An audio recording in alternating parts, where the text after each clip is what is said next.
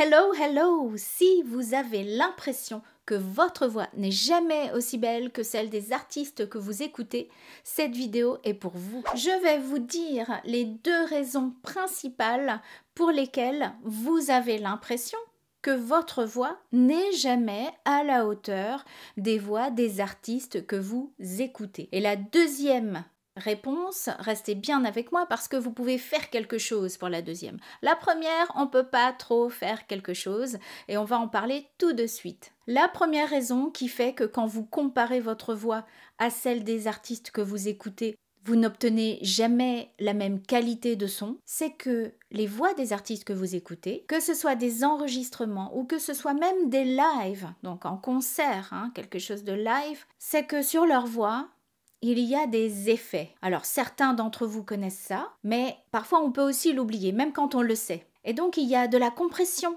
il y a de l'égalisation, il y a une reverb, il y a des nappes qui sont ajoutées. Donc ce sont comme des effets, des filtres qui sont ajoutés à la voix pour la rendre encore plus belle, encore plus lisse, encore plus brillante. Ça ne veut pas dire qu'il ne faut pas apprendre à chanter, mais tous ces petits effets qui font que on passe d'une voix brute, comme là si je vous chante « Je voulais te dire que je t'attends ». Là c'est ma voix brute, il n'y a pas d'effet. Dans la vidéo là que vous voyez, j'ai pas mis une reverb, j'ai rien mis, il n'y a pas d'équalisation, il n'y a pas de compresseur, etc. Le son brut, si vous enregistrez sur votre téléphone ou même dans votre logiciel, si vous ne savez pas trop quels filtres ajouter, quels effets ajouter, ça ne ressemble jamais aux artistes que vous écoutez. Et c'est normal.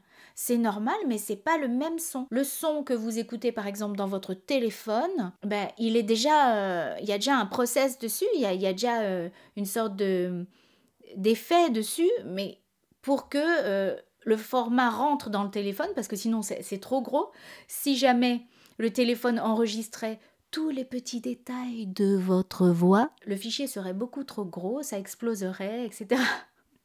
Mais donc, il y a déjà une sorte de compression, mais qui n'est pas une compression pour la musique, qui n'est pas une compression forcément pour mettre en valeur votre jolie voix. C'est une compression pour que ça ne sature pas. Donc quand vous entendez Lara Fabian, Angèle, Lady Gaga, tous les artistes que vous aimez, peu importe, j'en cite au hasard là comme ça, ou je sais pas, George Michael, Bon Jovi, Slimane, etc., leur voix, elle est travaillée d'un point de vue technique, c'est-à-dire un ingénieur du son, quelqu'un qui va faire un mixage, quelqu'un qui va mettre des effets, un producteur.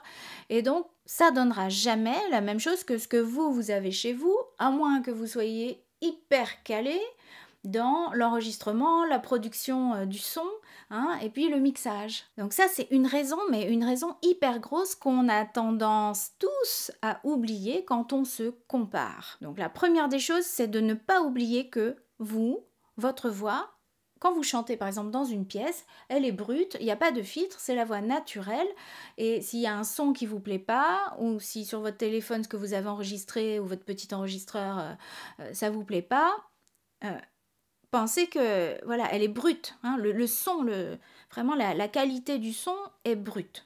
La deuxième chose, bien sûr, c'est que votre voix n'est peut-être pas assez travaillée, donc vous avez peut-être encore du boulot avant de connaître les possibilités de votre voix, mais aussi ce que vous ne pouvez pas faire, parce que on n'a pas tous la même voix, on peut tous utiliser les mêmes petits muscles, donc tout ce que notre corps nous offre, on est tous fait pareil, j'ai un larynx, vous avez un larynx, j'ai des cordes vocales, vous avez des cordes vocales, mais elles n'ont pas la même épaisseur, la même longueur, donc toutes ces petites différences de taille va faire que ça ne sera pas le même son. Le conduit, par exemple, il peut être plus ou moins large, plus ou moins gros et long, etc. Et c'est pour ça qu'on a des voix qui sont uniques aussi, comme les empreintes, des mains. Et bon, pensez au détecteur de mensonges, voilà, on peut identifier une voix, on peut identifier un individu grâce à sa voix. Mais ça ne veut pas dire que vous ne pouvez pas apprendre à rendre votre son plus agréable et plus harmonieux, notamment la gestion des aigus, parce que c'est souvent ça qui nous fait défaut, mais pour d'autres chanteurs, ça va être plutôt le chant dans la voix de poitrine, parce qu'ils ont peut-être chanté toujours en voix de tête toute leur vie, et là, ils n'arrivent plus à avoir accès à leur voix de poitrine. Et puis pour d'autres, ça va être de chanter en faisant une voix puissante, et ils vont tout le temps chanter avec une voix douce, et ils n'ont pas les clés pour chanter avec une voix qui perce. Et ils vont pas réussir à faire ça parce que ils n'ont pas réussi à le faire par mimétisme en écoutant les chanteurs ou les chanteuses qu'ils aiment bien. Donc ça, c'est la technique vocale et ça s'apprend. Il y a des gens qui sont plutôt doués pour faire du mimétisme. Ça ne veut pas dire qu'ils n'ont pas des soucis à un moment donné, hein, parce qu'on peut aussi prendre des mauvaises habitudes. Mais ils vont être plutôt doués pour faire du mimétisme, donc ils vont arriver, en fait, en écoutant les chanteurs qu'ils aiment bien, à refaire des choses. Et puis, il y a des personnes qui ont besoin qu'on les guide, qu'on leur montre, qu'on leur explique. Il y a des personnes qui sont aussi visuelles, donc peut-être que c'est votre cas, vous êtes peut-être visuel, vous avez besoin de comprendre, de voir un schéma, de voir comment ça se passe à l'intérieur du corps. Et puis après, il faut expérimenter, ressentir le geste, l'entendre, pouvoir l'identifier et le reproduire et que ça devienne automatique. À un moment, quand on chante notre chanson, on ne se dise plus « Ah là, je dois passer en voix de tête » ou « Ah là, je dois faire ceci pour avoir une voix plus puissante » ou « Cela pour avoir une voix plus douce ». Donc ça, c'est la technique vocale et ça, vous pouvez l'apprendre. Vous pouvez commencer à découvrir, bien sûr, sur une chaîne YouTube comme sur School Vocalise, il y a des tonnes de vidéos, mais vous pouvez aussi vous inscrire à un cours de chant, donc un professeur de chant près de chez vous, une association qui va vous faire découvrir des choses.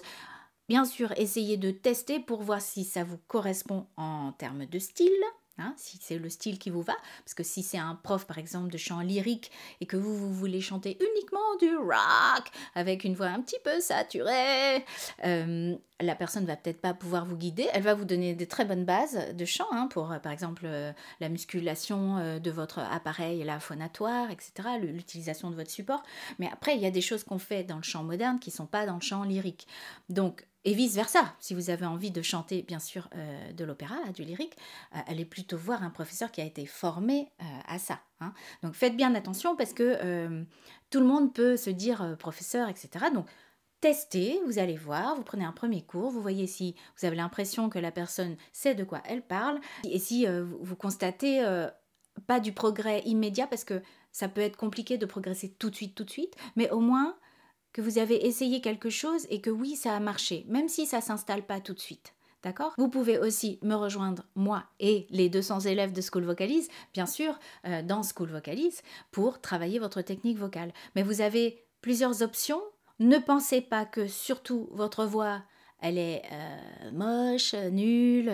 Sur le moment, ok, on peut se dire « Ah, c'était moche ce que j'ai fait ». Ça ne veut pas dire que votre voix est moche. Ça veut juste dire qu'à ce moment-là, vous n'avez pas réussi à faire le son que vous vouliez. Hein. C'est très important. Et quand vous entendez un artiste ou une artiste qui, par exemple, fait une envolée dans les aigus et ça ressemble à une voix d'ange et vous, ça ressemble à un personnage de dessin animé qui aurait une voix hyper perçante, sachez que vous pouvez changer ce son, vous pouvez le modeler, hein, ça s'apprend. Mon message pour vous dans cette vidéo, c'est que se comparer à quelqu'un d'autre, ça ne sert à rien.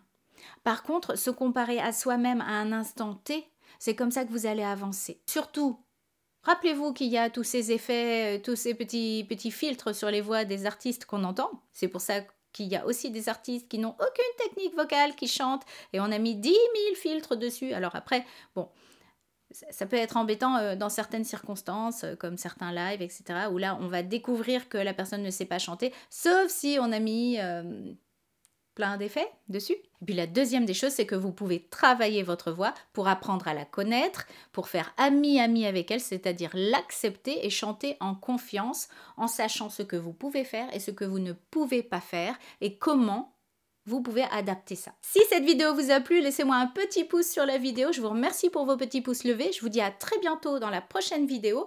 Et surtout, abonnez-vous à la chaîne si ce n'est déjà fait. Bye!